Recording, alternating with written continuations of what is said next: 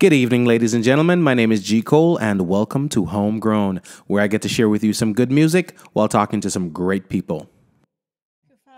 The pleasure is mine. First of all, I'm a disclaimer. I'm gonna ask every question in the book. I've been trying to sit down with you for the longest, and I gotta do all within my power to keep it in this seat as long as it's possible. Your car, tire gone, ear gone, out of the tire, all them thing there. It's a setup. I gotta do what I gotta do because I'm a huge, as you At know. my age, I'm supposed to be in my bed now. Yeah, baby, yeah, baby, yeah, baby.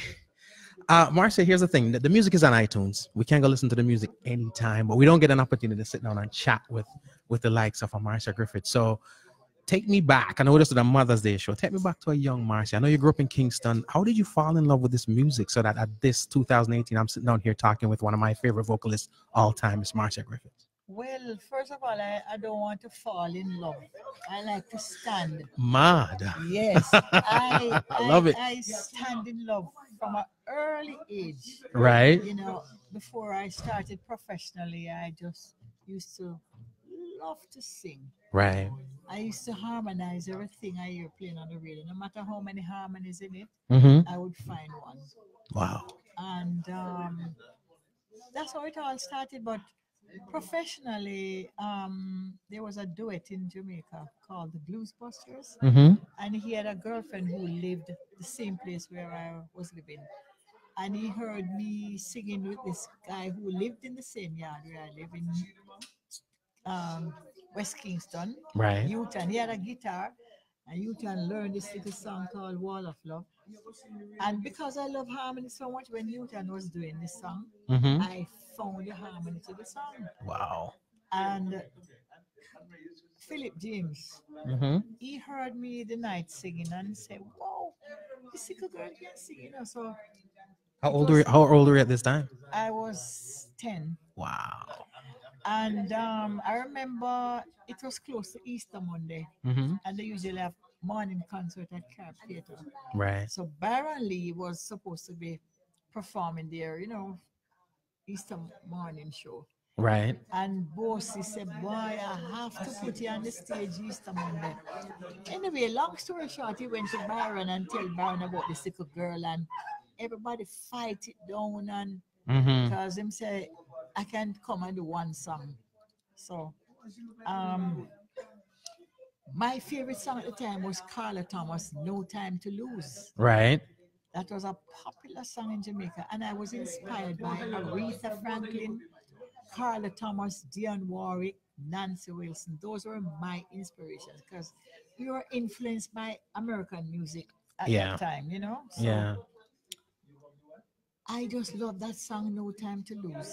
So I wanted to go and sing that one song on the morning show, but for some reason, them say, "Boy, no, it can't work." Byron Lee insisted, "No, we can't put her on because we show plan already." But Right. Bossy insists on me coming. So I went to the rehearsal and rehearsed like one song. Right.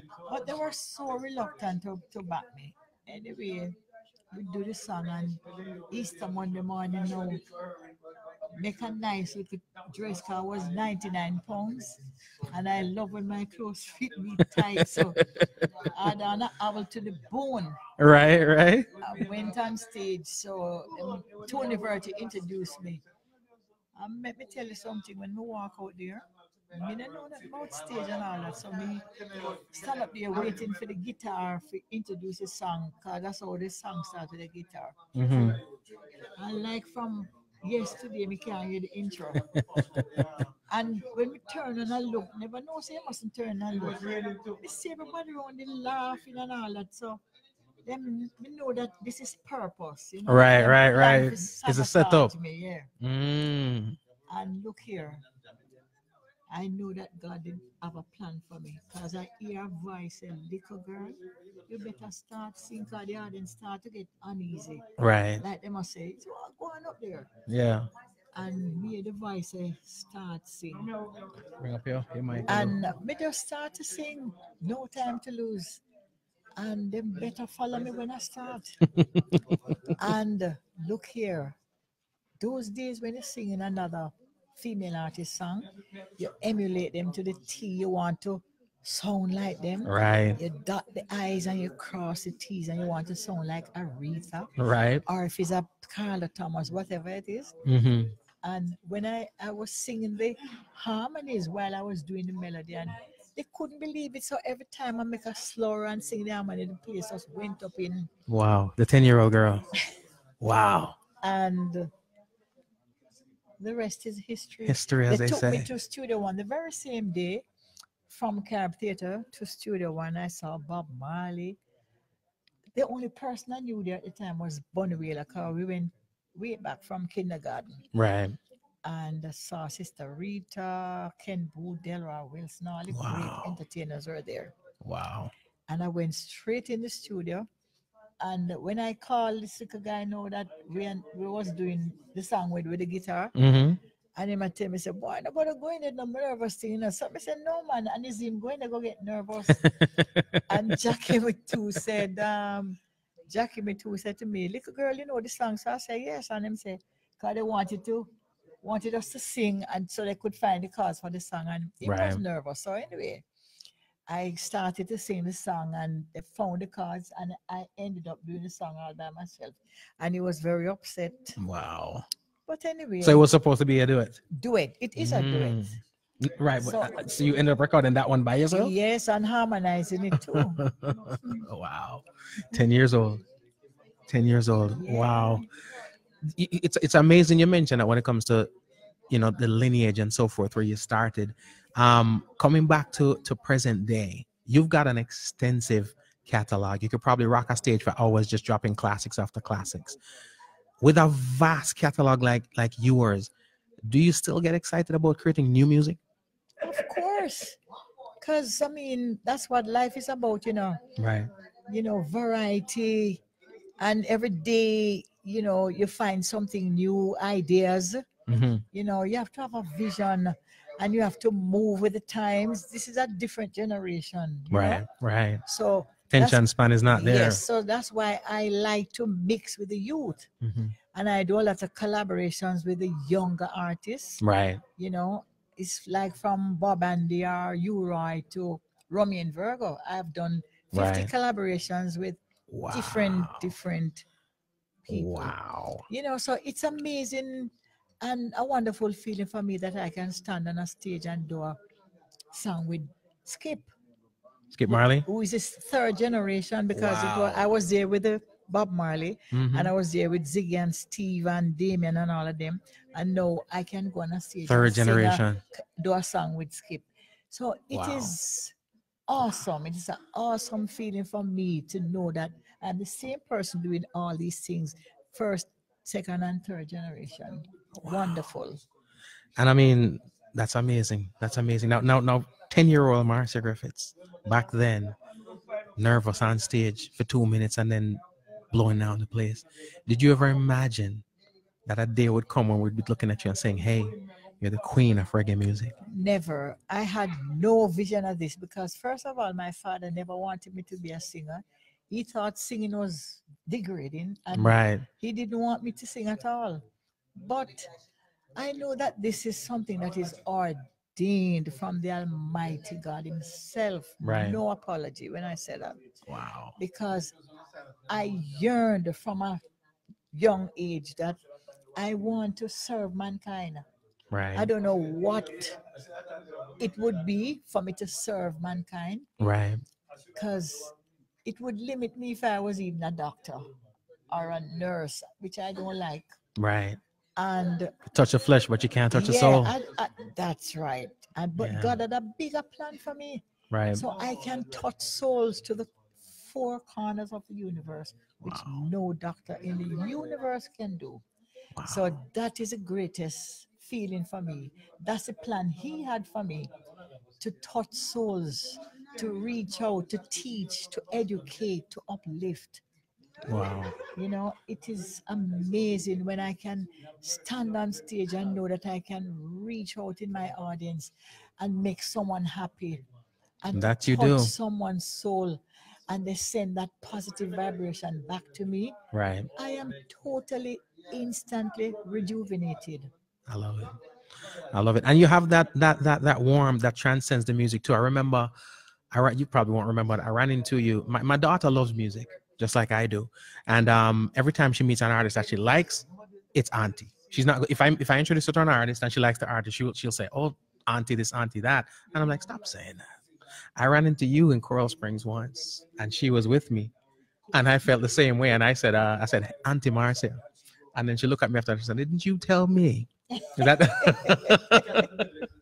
But that's the warmth that you give out. Now you're a mother yourself. This is a Mother's Day show. Yeah.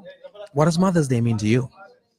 Oh my goodness. Mother's Day, I say it every day. Mother's Day is every single day. To be a mother, you're a mother of creation. Yeah. And I just said on stage tonight that a mother's love and care is compared to Almighty God. Because him say Yeah. I will comfort you like a mother comforts her child. Can you imagine? True. There's nothing and no one like a mother. Even if it's animals, they care their children. Right. Right. And that feeling, that warmth, that touch, that care, that everything that a mother gives, nothing can replace it. Wow.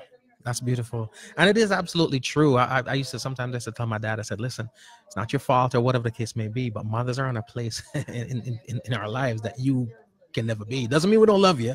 We don't care for you. But it's just, I love every mother. Trust me. yeah. Every mother have that, that special thing within her. That That's your caring mom. feel. Yeah. Yeah. I love every mother. And that's why it was a joy to be out at this event, because just celebrating not just my mom, not just your mom, Yeah. but just mothers Mothers. on a whole. Amen. You know, Yeah. mothers, I recorded grandmothers, a song mothers. some time ago, long time, that says, I was child of a mother. Now I'm a mother of a child. Wow. Wow. Yeah. And that is so real. Yes. So real. Now, again, as a fan, because I'm a huge fan. I often wonder, again, going back to the catalog of music, is there a song that you just love singing on stage above and beyond all the others? After 54 years in the business, there could never be a song. Right, right. I could never put my finger on just one song and say I love to sing this song. There are quite a few songs that I love to sing. Survival is one of my favorite songs, and it's a song that is dedicated to the sisters. Right. Because a lot of sisters get abused by a lot of foolish So true. brothers.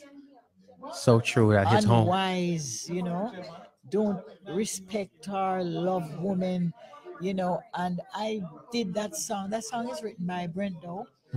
But when I heard that song, excuse me, I just love that song because of the message. Right. And it relates to the woman and the abuse that they get from the men in, some of the men in their lives. So that's one of my favorite songs that I love to sing. Right. But there are other songs that I do love to sing as well. Depending on the day and the mood. Yes. I And gotcha. the song has to have a message.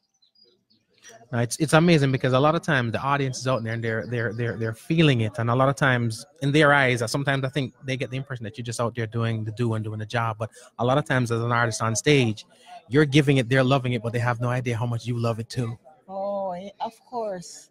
And it's because of the love that I have for it and the way how I send it to them, why they can feel it.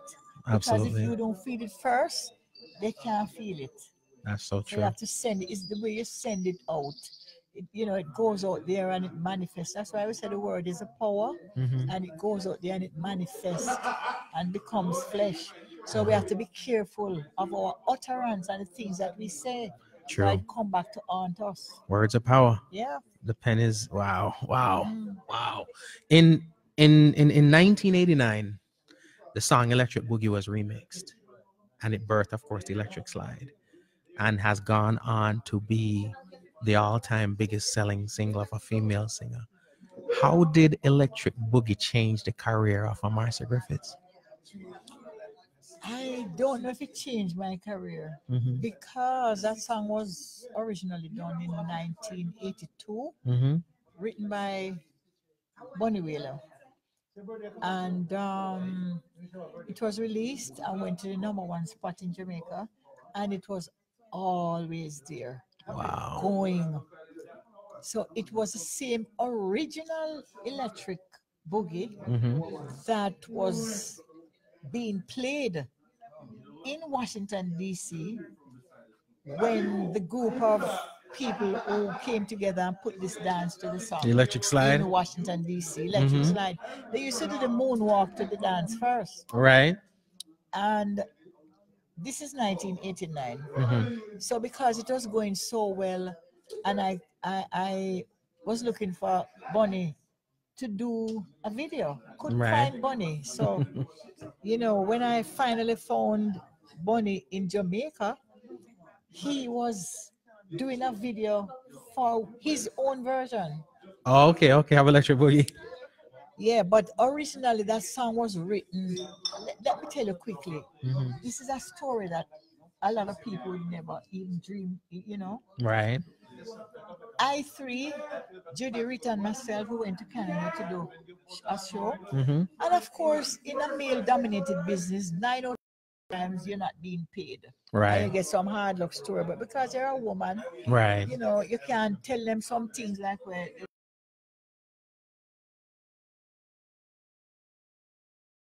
Canadian dollars each of us. Mm-hmm. That was our pay. For that show. Yes.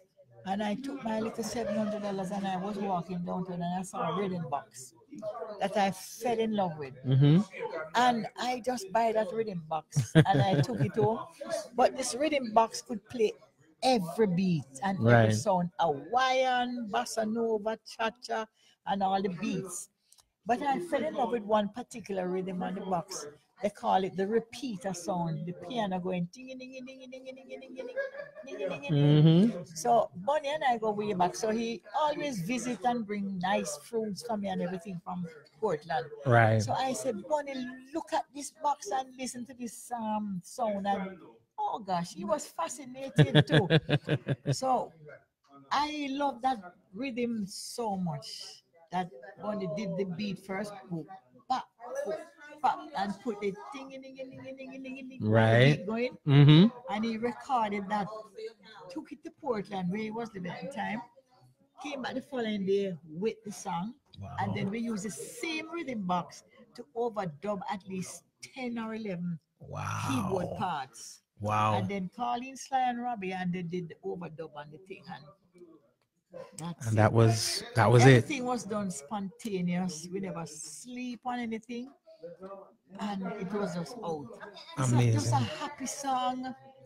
And, To this day, I mean, I don't think I couldn't tell last time I went to a wedding or something and Electric Slide yes, wasn't it's played. true. It's true. So And you are a part of not reggae history, you're a part of life and marriages and so forth.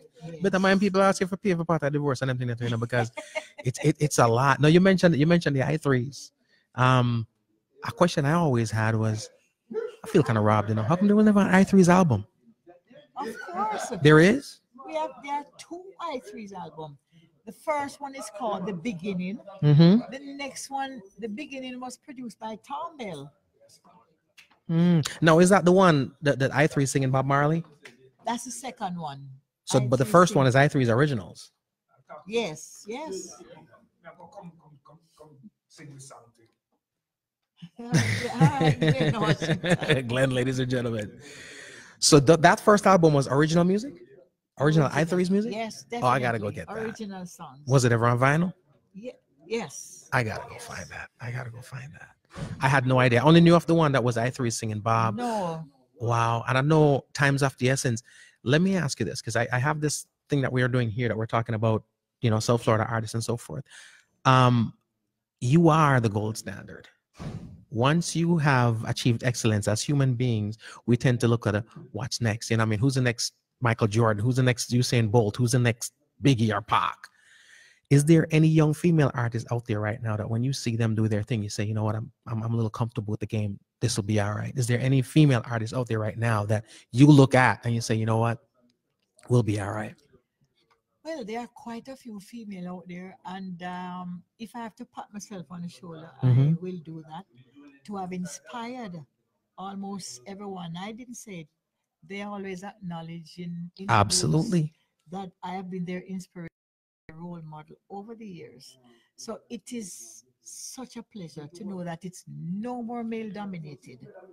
True. And I would easily say it's like a 50-50 thing True. where the women are concerned. But there are so many talent out there right now. Believe me, women. Yeah. And I am happy to see that they're rising. And with this rising star in Jamaica, Yeah. it's doing really, really good to highlight Young a talent. lot of young talent, you know. But right now, we have Itana out there. Yes. We have Queen Africa. We have Tanya Stevens. We have Some of my oh Lord, favorites. I yes. love it. Well, I must thank you. We have Aline.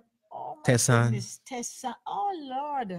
And They're some really young all songstresses they're coming up. Lila all my Ike. favorite. I love it. I love it. I love it. Tessan is Amazing. amazing. She's nothing short of amazing. Mm. Well, I tell you what, they're grateful to you. I'm grateful to you. I'm a fan. I'm a consumer of the music. I appreciate you so much.